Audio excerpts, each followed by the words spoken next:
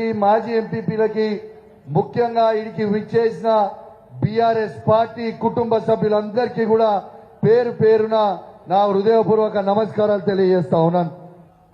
ఒక్కసారి దయచేసి మీ అందరూ ఆలోచించాలని ఇవాళ నేను రామన్నను అడిగి మరి ఇవాళ రామన్న నీతో వస్తా. ఖచ్చితంగా ఇక్కడ పోటీ చేస్తున్న బీజేపీ అభ్యర్థి ఆయన ఈటల రాజేందర్ గురించి ఖచ్చితంగా ఈ మల్కాజిరి పార్లమెంటు మొత్తం వినేలాగా ఖచ్చితంగా నేను చెప్తా అన్నా, ఇవాళ వస్తా అని నేను చెప్పిన. అదే విధంగా రామన్నతో చెప్పంగానే రా అన్నాడు.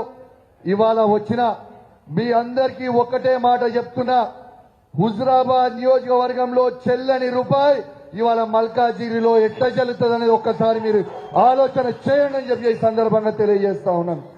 ఇవాళ హుజురాబాద్ నియోజకవర్గంలో 20 సంవత్సరాలు ఎమ్మెల్యేగా ఉండి ఒక్క తట్టెడు మట్టి కూడా పొయ్యలేని పరిస్థితిలో అక్కడ ఉన్న ఈటల రాజేందర్ గారు అక్కడ ఉండే.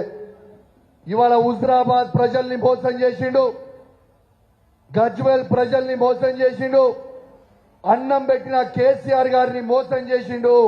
ఇవాళ మల్కాజిరిలో మిమ్మల్ని మోసం చేయడానికి వస్తుండు. తస్మాత్ జాగ్రత్తగా ఉండండి అని చెప్పి సందర్భంగా మీ అందరు కూడా తెలియజేస్తా ఉన్నాను. ఒక్కసారి ఆలోచన చేయండి.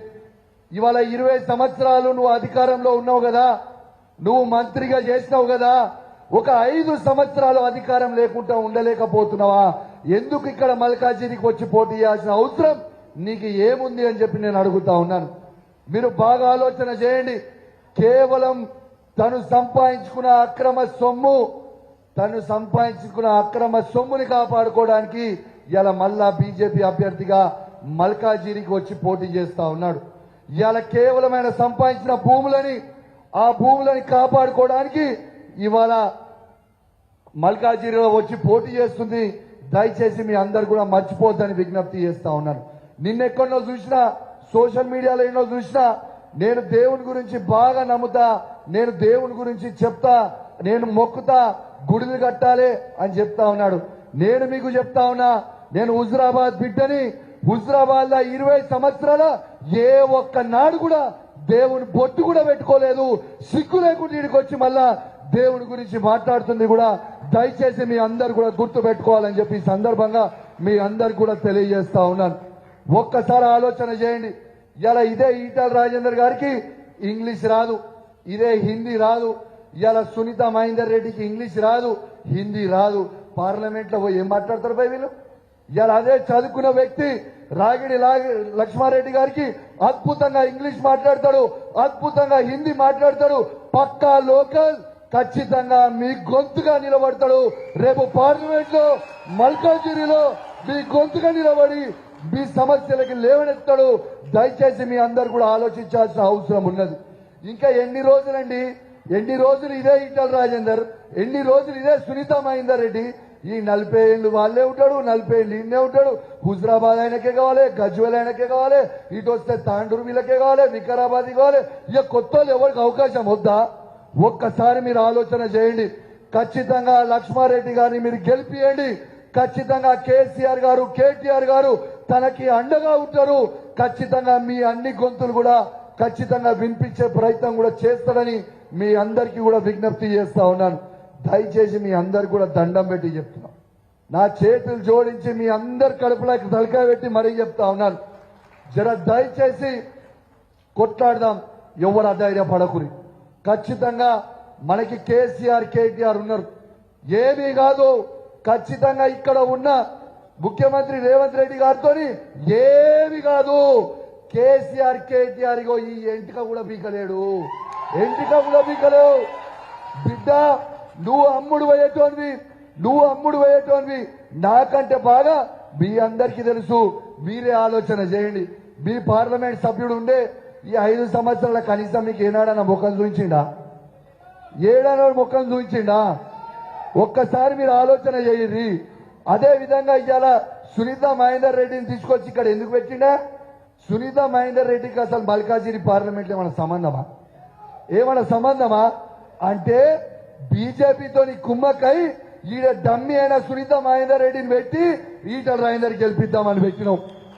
అదే విధంగా మీకు చెప్తా, మీ అందరికి చెప్పాలి, సేమ్ హుజురాబాద్ బై ఎలక్షన్ లో ఏ పని అయితే ఈ రేవంత్ రెడ్డి గారు చేసిరో మళ్ళీ అదే పని ఈ మల్కాజిగిరిలో చేయబోతా ఉన్నాడు. తస్మాత్ జాగ్రత్త. ఆనాడు నేను కూడా కాంగ్రెస్ లో ఉండే, ఆ రోజు కాంగ్రెస్ పార్టీకి అభ్యర్థిగా ఉండేటుండే హుజరాబాద్ లో. కానీ ఏం చేసిండు, ఇదే ఈటల రాజేందర్ గారి దగ్గర 25 కోట్ల రూపాయలు తీసుకుపోయి అమ్ముడు పోయి కాంగ్రెస్ పార్టీ అధ్యక్షుడిగా ఉండుకుంటూ బీజేపీ అభ్యర్థి గెలుస్తాడని ఆ రోజు చెప్పిండు. ఇవాళ లాభం లేదు ఈయనతో ఉంటే అని చెప్పి ఆ రోజు రాజీనామా చేసి ఇవాళ బీఆర్ఎస్ పార్టీలో చేరినాం. ఆ రోజు ఈరోజు బీఆర్ఎస్ పార్టీలో చేరిన ఆ రోజు. కానీ ఆ రోజు చేయాల్సింది ఏముండే, డమ్మి అయిన కాంగ్రెస్ అభ్యర్థిని బల్మూరు వెంకట్ అనేటైన పెడితే 2500 ఓట్లు వస్తే ఆ రోజు ఈటల రాజేందర్ బై ఎలక్షన్ లో గెలిచిండు. మళ్ళా అదే విధంగా ఇక్కడ సునీతా మహేందర్ రెడ్డికి డిపాజిట్ పోయే విధంగా అసలు తిరగకుండా ఉంటే మళ్ళా ఈటల రాజేందర్ గెలుస్తాడు కదా అని ఆలోచన చేస్తుండు. మళ్ళా మీ అందరు కూడా తస్మాత్ జాగ్రత్తగా ఉండండి అని మీ అందరికీ నా చేతులు జోడించి మరీ కోరుతా ఉన్నాను. మీరు ఉత్సాహంగా పనిచేయండి. నేను చెప్తున్నా, మీరు ఊహించుకోని మార్పులు ఈ పార్లమెంట్ ఎలక్షన్ల తర్వాత ఉంటాయి. దయచేసి ధైర్యంగా ఉండుర్రి. ఏమి కాదు, నేను మీకు చెప్తున్నా, కేసీఆర్ గారు కేటీఆర్ గారు మళ్ళా వాపస్ రావడానికి it is just matter of time. It is just matter of time. మనం అండగా ఉందాం. 10 సంవత్సరాలు ఈ తెలంగాణ రాష్ట్రాన్ని కేసీఆర్ గారు కేటీఆర్ గారు చేసినట్టు అభివృద్ధి ఎవరైనా చేసిర్రా? ఒక్కసారి మీ గుండె మీద చేసుకొని మీరు ఆలోచన చెయ్యండి అని మీ అందరికి కూడా విజ్ఞప్తి చేస్తా ఉన్నాను. దయచేసి పక్కా మీరు గెలిపిస్తారా రాగిడి లక్ష్మారెడ్డిని? పక్కానా? పక్కా అయితే గట్టిగా చప్పట్లు సీట్లు కొట్టి ఒకసారి కేటీఆర్ గారికి వినిపిరా. ఏ వినబడతలేదు? ఇంతేనా? గట్కేసరి దమ్ ఇంతేనా? పక్కానా? డౌట్ లేదా? పక్కా మాటిస్తుంది కదా కేటీఆర్ గారికి? డౌట్ లేదా? మళ్ళా మధ్యలో కూడా వస్తా, మీ ప్రచారాలకు వస్తా, మీ దండం పెట్టి చెప్తా ఉన్నా, మోసపోకుర్రి. ఈటల రాజేందర్ అనే వ్యక్తి మోసగాడు. ఒక్కడే గుర్తు పెట్టుకోండి, కేసీఆర్ ని మోసం చేసినోడు మిమ్మల్ని మోసం చేసినోడు పెద్ద పనా? ఒక్కసారి మీరు ఆలోచన చేయర్రి. హుజరాబాద్ లో బుల్లెట్ దింపితే బుల్లెట్ ఈటల రాజేందర్ కి దిగింది. మళ్ళీ ఇక్కడ లక్ష్మారెడ్డి గారు దింపాలి, ఈటల రాజేందర్ గారికి దిగాలి. ఇది దయచేసి మీ అందరు కూడా గుర్తుపెట్టుకోవాలని విజ్ఞప్తి చేస్తూ, మరియు ఈ అవకాశం ఇచ్చిన పెద్దలకి ప్రత్యేకంగా ధన్యవాదాలు తెలియజేస్తూ సెలవు తీసుకుంటా ఉన్నాను.